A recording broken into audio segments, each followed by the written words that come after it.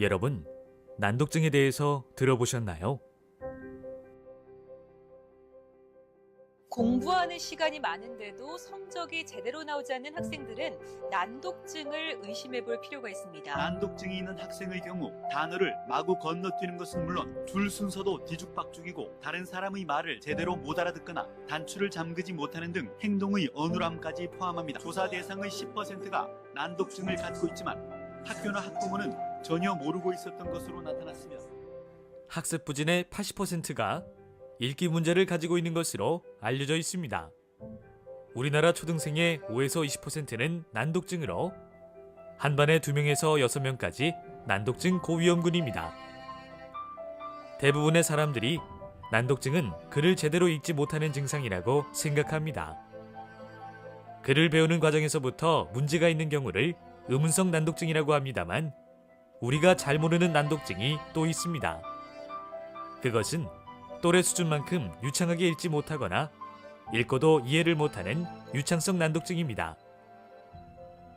우리 아이들이 책 읽기를 싫어하거나 읽는 속도가 느리거나 읽고도 이해를 잘 못하거나 열심히 공부하는데도 불구하고 성적이 오르지 않으면 유창성 난독증을 의심해야 합니다.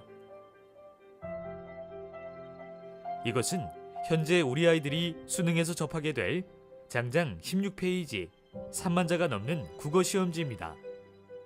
적게는 800자부터 많게는 2000자까지 처음 보는 지문을 80분 내에 읽고 이해해야 시험을 치를 준비가 됩니다. 읽고 이해하는 속도가 느리다면 국어뿐만이 아니라 전 과목에서 영향을 받게 되죠.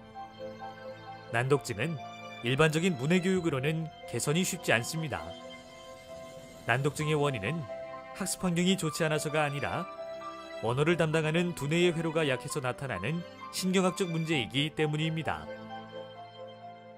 신경학적 원인을 개선하지 않고 계속해서 읽기 지도를 하게 되면 읽을 수는 있으나 내용 이해력이 떨어지는 유창성 난독증으로 발전하게 되죠.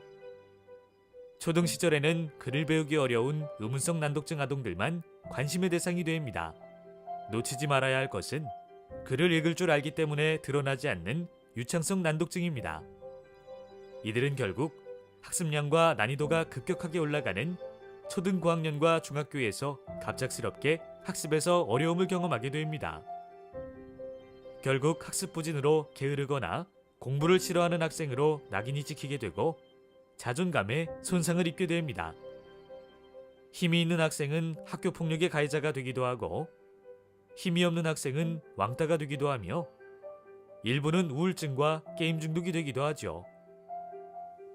난독증은 성인이 되어도 저절로 없어지지 않기 때문에 사회적 문제로까지 확대될 수 있습니다.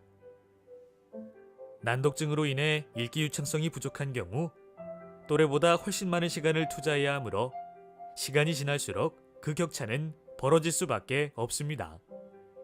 이 누적 학습의 격차가 더 벌어지기 전에 조기에 개입하는 것이 난독증 개선에서 가장 중요한 핵심입니다.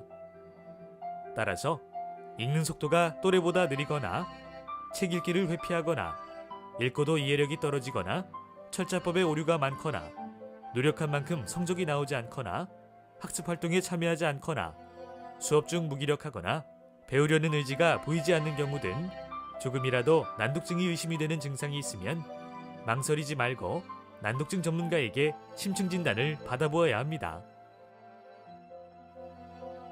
세계보건기구에서는 말합니다. 난독증은 병이 아닙니다. 난독증은 적절한 도움을 통해 극복할 수 있습니다.